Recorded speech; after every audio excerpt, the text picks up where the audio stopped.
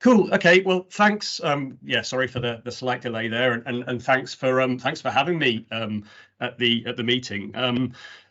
Shame I couldn't be there with you all in person, but hopefully you'll be able to get something out of this talk via the kind of online world that we now live in.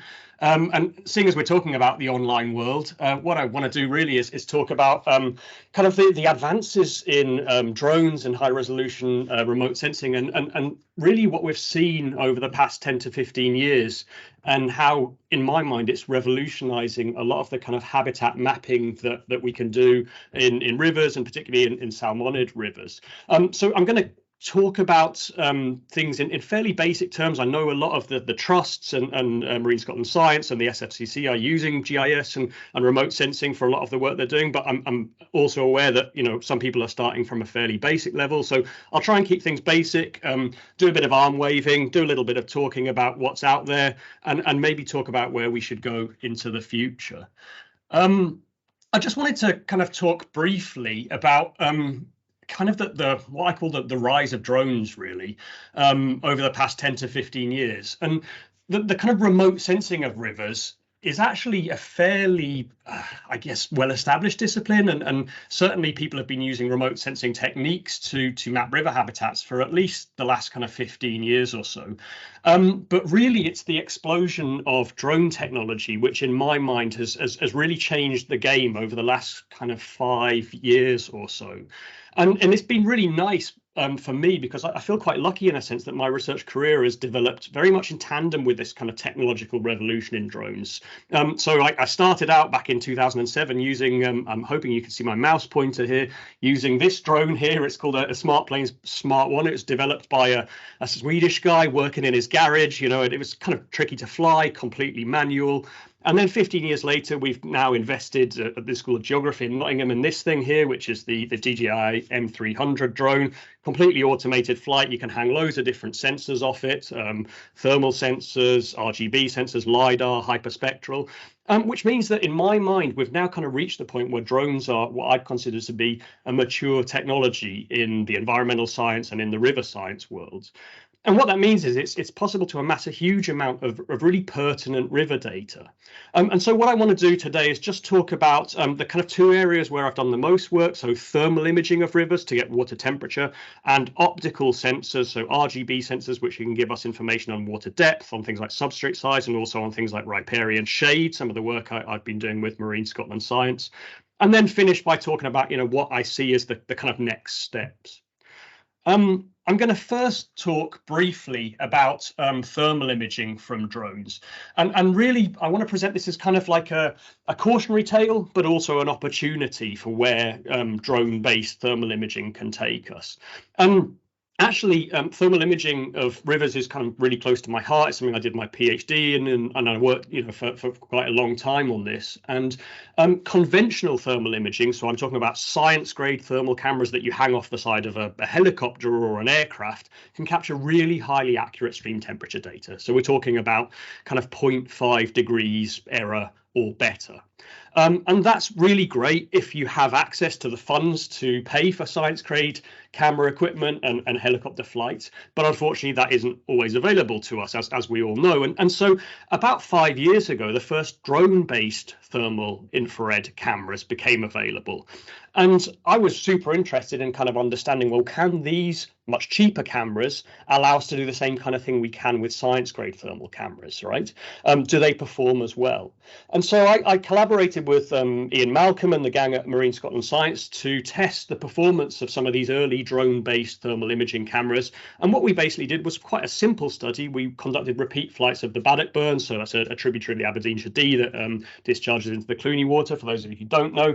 We tested this camera here, the DJI Zen Muse XT, and it's the kind of basis of a range of DJI camera models. And we just wanted to see if it could provide accurate stream temperature data, because obviously, stream temperature is such an important property at the moment in light of climate change. Unfortunately, the results of the drone-based thermal imaging cameras were quite disappointing and quite discouraging for us. Some of the surveys we did, we might do a survey in the morning and we'll see fairly stable stream temperatures, and then we'll do a survey in the afternoon and we'll see this mad, they call it thermal image drift, right, where the temperature drifts from 30 degrees all the way down to 10 and back up to 30 again in the space of 2 kilometers. And obviously, anyone who knows anything about rivers knows that temperature doesn't change by 10, 15 degrees over a couple of kilometers.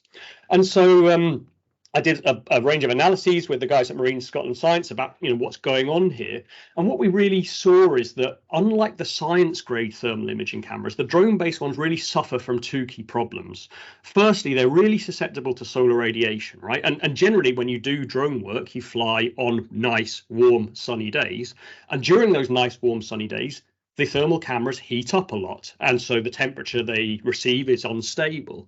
The other thing that we noticed is that the longer the flights are and the longer the camera's been working for, the more it heats up, and therefore the less stable the cameras are and the less accurate the temperature measurements. And what we effectively see is that these factors kind of are showing that the miniaturization itself of the thermal cameras in order to be able to hang them on a drone is causing these problems, right? You miniaturize the camera, you strip away all of the insulation that you normally get in a science grade cameras, all of the heat sinks, and suddenly we're not able to produce absolute accuracy of the level we really need to be able to measure stream temperature.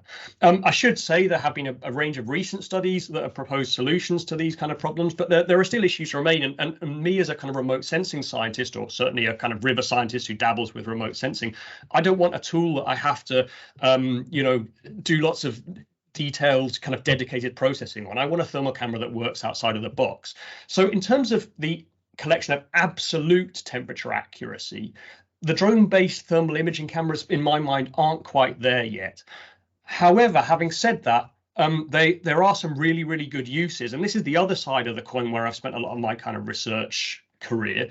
And that is in terms of mapping cool water refuges, which we all kind of think will be more and more important for salmonids under future climate change, right? So while we can't identify absolute temperature accuracy with drone-based thermal cameras, what we can do is look at relative temperature differences. So if we're interested in mapping, for example, the location of groundwater seeps, so this dark blue area here, where I'm showing with my mouse pointer, or cool tributaries that we maybe weren't sure whether they provided thermal shelter, actually, if we fly a section of river with a drone, yeah, the actual absolute temperatures might be wrong, but the relative temperature difference between these incoming cool water patches is really clear. And so in my mind, thermal imaging cameras from drones, they're not quite there if we want absolute temperature, but certainly they have excellent potential for mapping cool water refuges in the context of future climate change. Okay, so that's the kind of the thermal side of things out of the way. And what I want to do now is talk about the other side of the coin, which is optical images, right? And what we can get from that kind of data. And really, in my mind, the reason why optical images have kind of changed the face of or have the potential to change the face of habitat mapping in rivers is this idea that drones can provide much, much, much higher resolution data than we were previously able to do with most airborne systems, right? So I'm thinking back 10 years or so, the best data we could really get hold of was, let's say, a 10 centimeter resolution aerial photo, maybe up to 3 centimeters if you commission specific surveys. But with drones, you can get images that have a resolution of less than 1 centimeter.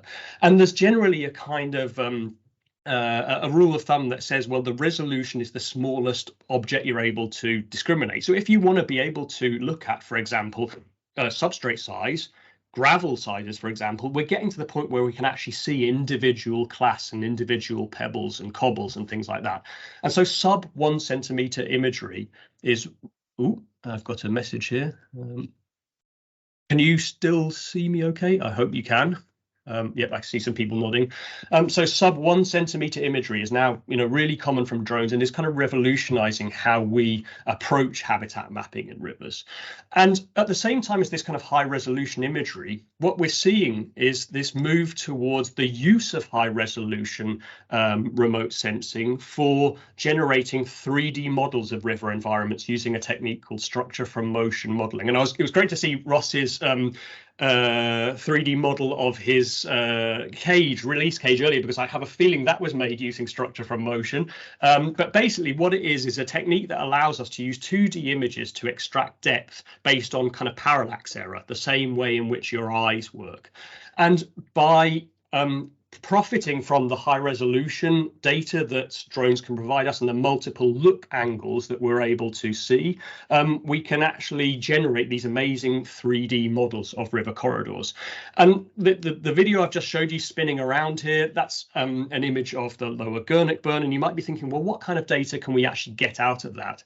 Well, actually, if we focus in on a particular section of river, so in this next example, I'm hoping the video will work here. And what we have on the left is a coloured version, and what we have on the right is the point cloud of a section of the Baddock Burn down near the fish traps in the lower reaches. And the point here is that you can really see fluvial forms present within the point cloud, right? You can see areas of pools and riffles. You can actually see the size of individual cobbles, pebbles, boulders, things like that.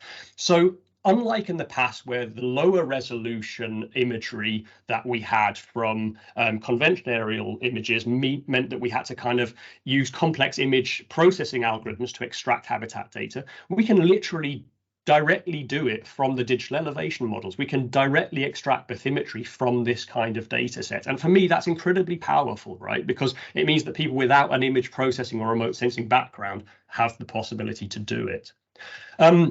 So just to take you a little step further, I mean, we can also use software packages that are freely available, open source, to extract quantitative data from point clouds. And this is literally something I did on Friday morning when I was putting this presentation together. I imported the point cloud that I just showed you from the lower Baddock Burn into a open source software package called Cloud Compare, which allows you to work with structure from motion point clouds. And there's a really simple little tool that you can click on, which it's called Compute Geometric Features, which allows you to calculate things like bed roughness directly from the point cloud. And it's literally a point and click tool, or almost a point and click tool. You do need, for these structure from motion models, your images to be acquired at several altitudes and from multiple look angles. And obviously you need clear water so you can be able to see through it. But provided the data you collect is of good quality, the images are of good quality, the processing workflow itself is really, really straightforward. And I think that's what's changed in my mind with this kind of rise of drones over the last few years. It's not just about also what's in the stream. It's important to remember that what we can capture with drones is also really useful if we're interested in understanding kind of riparian habitats and riparian impacts on the in-stream processes. And so this is an example of another piece of work I did with Ian Malcolm and Marine Scotland Science, where we actually used drone-based structure from motion to characterize riparian shading. And so one of the great things is if we can build a 3D model of the river corridor, we can measure the tree heights. And that's exactly what we did. We generated our orthomosaic here. We generated from that a digital surface model. And finally, we were able to measure the height of trees above the ground and generate a canopy height model. And when we compared this to total station measurements of tree height, what we saw is that we were able to measure tree heights with a really high degree of accuracy. And as I'm sure a lot of you guys are aware, it's having knowledge on tree heights and riparian shading is particularly important if we want to understand things like stream temperature processes and the ability of riparian shading to generate stream temperature reductions. So what we were able to do, and this is working in the Gurnock burn, is to use this data to build a stream temperature model for the lower Gurnock burn and understand the impact of this riparian shading on stream temperature. So if I show you here, what we basically did is we generated two stream temperature models for the lower 2.5 or so kilometers of the Gurnock burn. One model where we had the tree shading that we incorporated from our structure from motion model. And then what we're able to do is digitally remove the trees to actually understand how much of that stream temperature profile that we get is how much of the stream temperature reduction is being delivered by the tree shading. And what we see here, for example, in the lower Gurnet burn, is that the tree shading is responsible for, well, a mean of about 1.4 degrees Celsius and up to 3.3 degrees Celsius of temperature reduction on hottest summer days. So these kind of tools allow us to actually understand the physical processes driving things like stream temperature reductions in rivers, and take things beyond just characterizing riparian cover or in-stream habitats, but go that one step further. Okay, I know I'm getting towards the end of my time slot, so I'm just going to present a couple of final slides just to talk about the kind of new advances and where I feel that the field is going in terms of remote sensing of rivers using drones. And one of the things you're probably thinking is that a lot of what I've presented so far is highly reliant on having clear water, right? Structure from motion works great if you can see through the water to the riverbed, maybe not so well if you can't see the riverbed. But what's really nice is over the last literally year, 18 months or so, has been the proliferation of a range of new what we call hyperspectral sensors. And hyperspectral sensors are essentially a kind of instrument. It's like a camera, but it sees in multiple wavelengths, all the way through from the ultraviolet to the infrared, and it splits that up into kind of slices of wavelengths. And so what we are able to do is identify a particular wavelength slice that corresponds to a property. So, for example, if we can't see the bed of the river enough to generate a structure from motion model, we could still probably identify the wavelength slice from this hyperspectral sensor that corresponds to water depth, and therefore directly measure water depth on that basis. I mean, the other really cool thing that these sensors can do is also give us indications of water quality.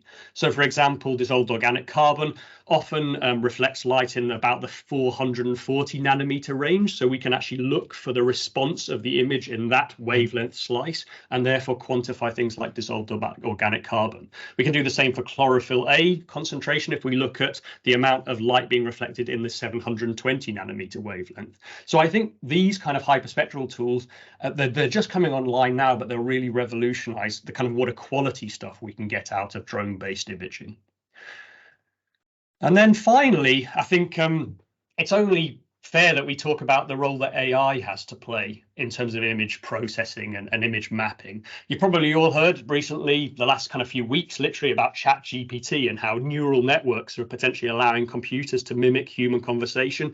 That's pretty much the same in remote sensing and image processing. So there's a technique called convolutional neural networks, which basically allow us to train an AI to identify certain features within a river. And so this is some work that Patrice Carbonneau at Durham and I did a couple of years ago, where we trained an AI to completely automatically pick out areas of water, sediment, vegetation, urban features from a series of drone images in different parts of the world, right? Completely automated without a human operator. This is, it's a fairly basic first step, because most humans can see where's the water, where's the sediment, where's the vegetation. But I think the next step for me is to, try and train the algorithm to identify different biotopes, right? Is it possible to objectively and repeatedly classify what is a riffle, what is a glide, what is a pool? So I think really AI is going to be the kind of the next area where we'll go with this technique in the future. Okay, so I'm just going to conclude my talk. I hope that you guys are on board and you kind of see the potential of drones for providing information about a variety of kind of key habitat features in rivers. So water temperature, certainly in terms of relative temperature, depth, substrate size, riparian vegetation. And we're actually getting to the point where we can identify other habitat properties, things like chlorophyll A or turbidity, or perhaps even water velocity. I think we might be able to get there with some new research I'm seeing. However, it's important to remember that, as with all remote sensing approaches, image acquisition conditions are incredibly important, right? We need good lighting, we need good flight profiles, we need good quality ground control. And so on that basis, we as the kind of people who collect drone data need to get an understanding of what they can do and what they can't do, and kind of really understand levels of accuracy and error that we need to consider. Some remote sensing expertise, I think, is still necessary, and I was really pleased to hear earlier that the kind of the role of GIS and remote sensing being embedded throughout what the SFC SfC does, because that's really important in this kind of data collection side of things. But certainly remote sensing expertise is not the kind of the cutoff that it used to be. And so on that basis, I think what we really need to do is come together as a community and try and develop best practice guidance to help the acquisition of consistent high quality drone based data of rivers throughout Scotland, the UK, and indeed the world, if we're really able to use this data to understand and map rivers better. Okay, so that's the end of my talk. Thank you very much again to the SFCC for hosting me, and do email me if you have any questions.